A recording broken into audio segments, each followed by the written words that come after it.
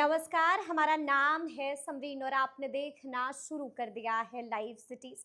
देखिए, सुबह के 8:30 बज रहे हैं और आप देख रहे हैं लाइव सिटीज का विशेष कार्यक्रम सुबह की चाय। और एक बार फिर से इस वीडियो में हम आपको एक बार फिर से कई सारी महत्वपूर्ण जानकारियां देने जा रहे हैं। देखिए, आपको बता दें कि शुरू करेंगे हम लोग कांग्रेस से।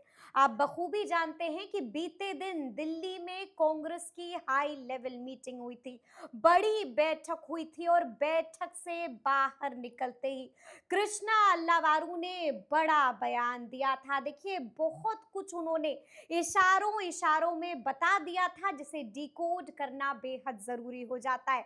इस वीडियो में हम जिक्र करेंगे शिक्षा मंत्री सुनील कुमार के बयान का भी। आपने देखा था कि किस तरह से बीते दिन पटना की सड़कों पर आंदोलन नहीं बल्कि महा आंदोलन हुआ था।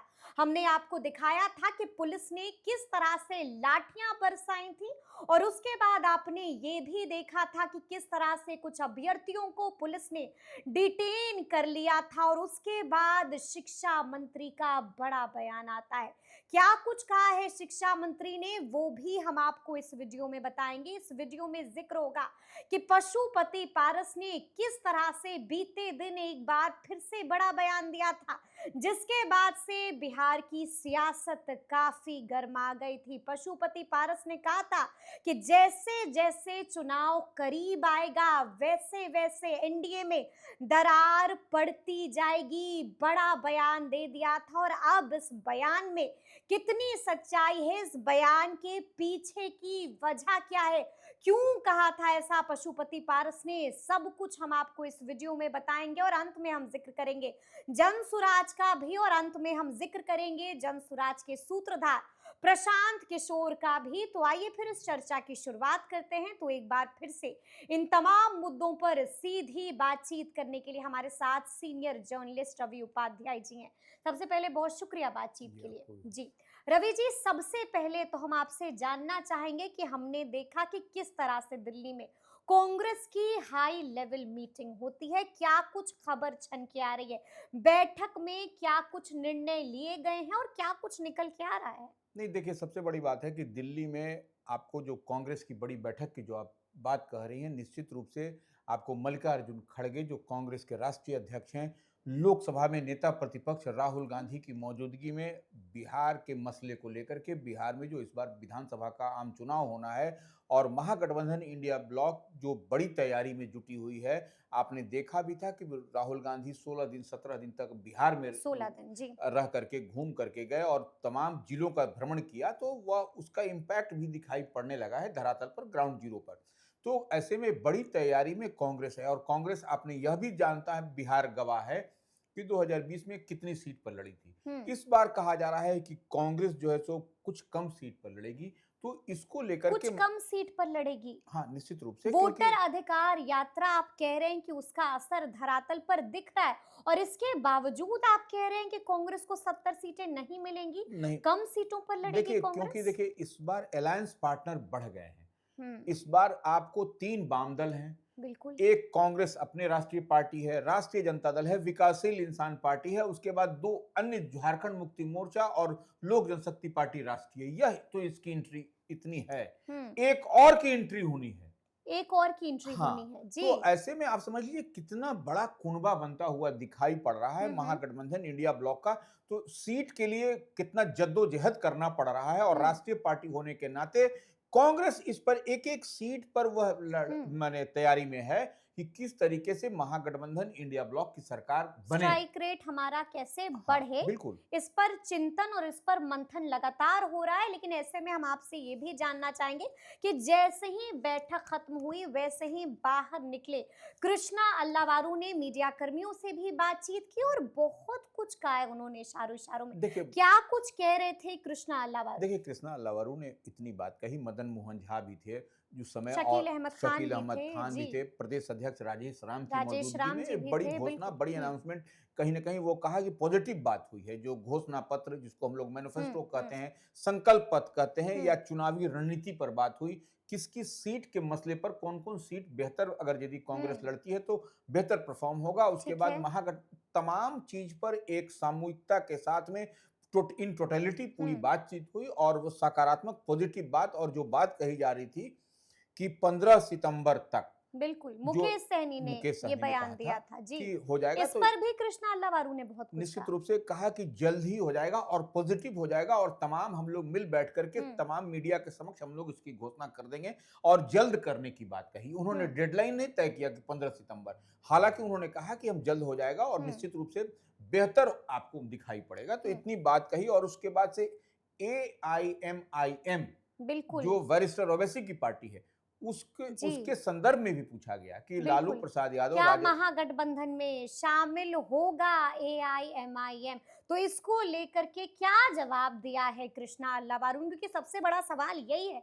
आपको भी याद होगा कि कुछ वक्त पहले एक पत्र लिखा गया था AIMIM की तरफ से, और ये पत्र उन्होंने लालू प्रसाद यादव को लिखा था। तो कृष्णा अल्लावारू ने क्या इस सस्पेंस से पर्दा उठा दिया, रवि जी? देखिए, निश्चित रूप से उन्होंने कहा कि अगर लालू प्रसाद यादव राजद अध्यक्ष को लिखा है, अगर यदि ओवैसी की पार्टी ने ओवैसी की ओर से लिखा गया बिल्कुल है, बिल्कुल तो जी। वह उसका जवाब राजद अध्यक्ष ही दे सकते हैं, उनकी जानकारी में नहीं है। तो एकदम पूरी क्लियरिटी के हम्म। साथ उन्होंने खारिज कर दिया इस सवाल को, हम्म। नंबर एक। लेकिन ये इतनी बात जरूर कृष्णा अल्लावारू ने कही कि उम्मीदवार हम्म। और घटक दलों के साथ बातचीत, ठीक है। यह जो है सो पूरी चल रही है हम्म। और ये पॉजिटिव रिजल्ट आपको परिणाम कुछ दिन में 15 सितंबर तक या उससे बाद में आपको दिखाई पड़ जाएगा, दे दिया हम्म। जाएगा महागठबंधन इंडिया ब्लॉक की ओर से कि बिहार में घटक दलों के साथ किस हम्म। किस सीटों पर, क्योंकि देखिए ये बड़ी जिम्मेवारी कांग्रेस के कंधे पर ही है, बिल्कुल। क्योंकि कांग्रेस जो है सो राष्ट्रीय जनता दल का टेस्टेड और ट्रस्टेड अलायंस पार्टनर लंबे समय से रहा है। हम्म। तो कहीं ना कहीं राजद भी भरोसा करता है कांग्रेस बिल्कुल पर करता है। और तेजस्वी को इस बार चीफ मिनिस्टर बनाना है, इसके लिए पूरी कमर कस के राष्ट्रीय जनता दल की तैयारी आपको दिखाई पड़ रही है। कमेटी के गठन को लेकर के भी उनसे सवाल पूछा गया था, जिसका जवाब भी दिया है कृष्णा हाँ, अल्लावारू ने। निश्चित रूप से कमेटी का गठन, जो क्योंकि नए हम्म। प्रदेश अध्यक्ष बने हैं, तो निश्चित रूप से यह क्राइटेरिया होता है कि प्रभारी जब, भी नए हैं। हाँ, तो ये कि कब तक कमेटी, तो उन्होंने कहा कि शीघ्र ही कुछ कमेटियां, 1 से 2 दिन हाँ, के 2 दिन भीतर। में यह कमेटी का घोषणा कर दिया जाएगा। तो यह भी एक पॉजिटिव संकेत आपको दिखाई पड़ रहा है। पॉजिटिव संकेत दिखाई पड़ रहा है। तो हमने आपको बताया है कि दिल्ली की खबर क्या कुछ है। तो देखिए, अब हम जिक्र करेंगे शिक्षा मंत्री का, और अब हम जिक्र करेंगे बीते दिन पटना की सड़कों पर हुए महाआंदोलन का। एक बार फिर से हमने देखा कि अभ्यर्थी सड़कों पर उतर गए थे। रवि जी, चाहते क्या हैं अभ्यर्थी, ये भी हम आपसे समझना चाहेंगे, और लगे हाथ हम आपसे ये भी समझना चाहेंगे कि शिक्षा मंत्री ने क्या कुछ कहा है देखिए, टीआरई 4.0 ओ को लेकर के। को लेकर के जो छात्र नेता दिलीप हैं, उनकी अगुवाई में छात्र जुटे थे और हजारों की संख्या हजारों में। की संख्या में, बड़ी संख्या में, तो वह मार्च निकला था और डकबंगला चौराहा तक यह मार्च पहुंचा। उसके बाद पुलिस के साथ में जो धक्का मुक्की होती है वो हुआ। उसके बाद से वाटर कैनन का इस्तेमाल किया गया, पुलिस को बल का प्रयोग करना पड़ा। एहतियातन पुलिस को जो है सो सेल्फ डिफेंस में कह लीजिए, पुलिस ने जो है सो कई लाठीचार्ज भी कर लाठीचार्ज दी। किया, जी। हल्के बल का प्रयोग किया। उसके बाद से सबको डिटेन कर लिया गया, कुछ इंक्लूडिंग, अभ्यर्थियों हाँ, को। छात्र नेता को। उसके बाद उनको छात्र फिर नेता दिलीप कुमार को भी बिल्कुल डिटेन किया गया, छात्र नेता बिकेश को भी डिटेन किया गया, और अन्य अभ्यर्थियों को भी किया बिल्कुल, तो गया। ये धक्का मुक्की आपको दिखाई पड़ा। हम्म। ये इन लोगों की डिमांड, बड़ी डिमांड है। हम्म। और अभी जो है सो सुनील कुमार जो शिक्षा मंत्री हैं, नीतीश कैबिनेट में बड़े और कद्दावर चेहरे हैं, आपको भारतीय पुलिस सेवा के अधिकारी रह चुके बिल्कुल हैं, वह बिल्कुल। एक एक चीज को बारीकी के साथ समझते हैं। उन्होंने कहा कि ये अभी जो टीआरई 4.0 की जो बात आ रही है, उस पर जितना फिलहाल जितनी वैकेंसी हैं, जो रिक्त हैं, उन पर अभी तत्काल होगी। और फिर उसके बाद से टीआरई 5.0 की जब होगा, तब उसके बाद फिर हम लोग देखेंगे कितनी वैकेंसी निकल करके आती है। तो ये एक बड़े, और सरकार हर चीज पर, विभाग जो है सो हर चीज पर नजर बनाए हुए है, हर मुद्दे को हर लेकर मुद्दे के को लेकर गंभीर के हैं हम। गंभीर है और काम करना चाह रही है निश्चित रूप से। यानी कि उन्होंने बड़ा संकेत, बड़ा मैसेज अभ्यर्थियों को दे दिया है, और साफ साफ कह दिया है कि आपकी मांगों को लेकर के हम गंभीर हैं। देखिए, मांग को गंभीर है, और यह भी उन्होंने एक साथ में यह भी हो गया कि टीआरई 4.0 की जो बात हो रही है, उसका 16 से 19 दिसंबर तक उसकी परीक्षा होगी। बिल्कुल, बिल्कुल। उसके साथ में जब परीक्षा होगी तो उसके परिणाम भी आएंगे, रिजल्ट भी निकलेंगे। तो वह रिजल्ट आपको 20 से 24 जनवरी 2026 जी। तक ये पब्लिश हो जाएगा। तो यह इतनी तरीके से सरकार तैयार है, और निश्चित रूप से सरकार छात्रों के साथ है, हम्म। थोड़ा छात्र को भी पेशेंस अभ्यर्थी दिखाना। भी चाहते हैं, बिल्कुल। बार बार चीख चीख कर कह रहे हैं, मांग कर रहे हैं कि सीटों की संख्या को बढ़ाइए। आपको क्या लगता है, क्या इस पर भी विचार होगा? देखिए, सीटों की संख्या के लिए निश्चित रूप से कहा गया, हम्म। वैकेंसी का डिमांड किया गया, वैकेंसी मांगा गया है, हम्म। कहाँ पर कैसे होगा। तो ये इतनी बात तो मुकम्मल रूप से जब तैयारी होगी तभी, और बिहार लोक सेवा आयोग को यह तैयारी और करनी शिक्षा है। मंत्री ने ये कहा है कि हम बिल्कुल, गंभीर हैं, बिल्कुल, बिल्कुल। हम गंभीर हैं। तो अब देखना होगा कि आगे आगे क्या कुछ होता है। तो चलिए अब हम जिक्र कर लेते हैं पशुपति पारस का। एक बयान दे दिया उन्होंने, और इस बयान के बाद बिहार का सियासी तापमान बिल्कुल चढ़ गया था। सीधा सवाल हम आपसे पूछेंगे, आपको क्या लगता है कि पशुपति पारस ने जो कहा है, क्या वाकई में ऐसी स्थिति है? क्या एनडीए में बड़ी दरार, बड़ी टूट आ सकती है? नहीं, देखिए, ये अभी देखिए चुनावी मौसम है। इस हुँ। मौसम में इधर-उधर आपको होता हुआ दिखाई पड़ता है, लेकिन पशुपति कुमार पारस जो पूर्व केंद्रीय मंत्री हैं, अभी महागठबंधन में उनकी एंट्री की बात ही हुई है। हुँ। ऐसे में इस तरीके से वो कहीं न कहीं उत्साहवर्धन की बात हम समझते हैं, जहाँ तक कि वो महागठबंधन में उनकी नई-नई एंट्री हुँ। हो रही है, तो इस लिहाज से वह इस बात को कह रहे हैं।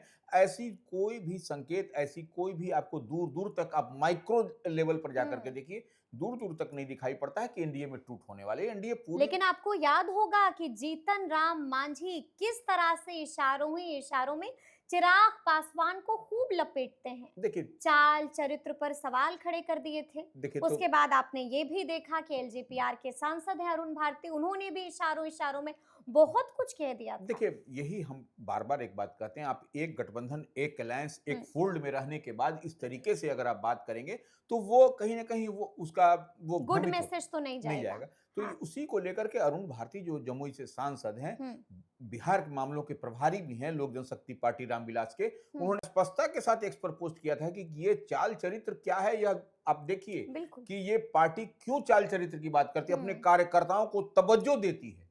एक-एक कार्यकर्ताओं को खोज-खोज करके जगह दिया, और हुँ। उन्होंने उसका 2020 एग्जाम्पल है। बिल्कुल। और वही जो है सो वो चमक और धमक जो चिराग हुँ। पासवान की पार्टी ने 2020 में विधानसभा चुनाव में दिखाया था, उसी का नतीजा है कि आज चिराग पासवान एक बड़े नेता के रूप में बिहार में उनकी एक पकड़ है, एक हुँ। चमक दिखाई पड़ती है। तो निश्चित रूप से देखिए, आप पशुपति पारस की बात को लेकर के इतना भी तवज्जो देने की बात नहीं है। हुँ। एनडीए पूरी मुस्तैदी के साथ और एकजुट है, एकजुट है। एनडीए में सब ठीक-ठाक है, ऑल इज़ वेल है। ऑल इज वेल है, और इसका गवाह दिल्ली हुँ। में नित्यानंद राय जो केंद्रीय गृह राज्य मंत्री हैं, उनके आवास चिराग पर। पासवान नहीं पहुँचे थे हाँ, रवि जी। वही बता रहे हैं। तो वहां पर हुँ। जो उपराष्ट्रपति को लेकर के था कि उपराष्ट्रपति का वोटिंग बीते दिन दिल्ली में हो रहा था, हुँ। तो उसके लिए तमाम एनडीए के घटक दल सब लोग पहुंच रहे थे, तो उसमें बिहार से चिराग पासवान वहां नहीं गए। तो हुँ। इतनी बात समझ रखनी चाहिए कि पितृपक्ष शुरू हुआ है, बिल्कुल, तो अपने बिल्कुल। श्रद्धेय पिताश्री जो उनके रामविलास हुँ। पासवान हुँ। थे, जिनके धरोहर हैं, जिनका डीएनए है, जिनके वो, तो चिराग पासवान वहां भी तो उनको रिचुअल्स करना है, वो हुँ। कौन करेंगे, वही पुत्र हैं उनके। बिल्कुल, तो वो रिचुअल्स में वहां पर थे, तो इस लिहाज से, और बाकी चारों सांसद,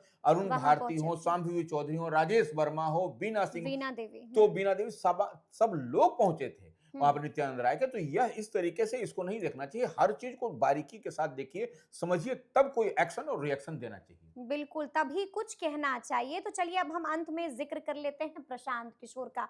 हमने देखा कि किस तरह से लगातार मुसलमानों के साथ बड़ी बैठक कर रहे हैं प्रशांत किशोर। आपको क्या लगता है इस बार मुसलमान क्या करेंगे?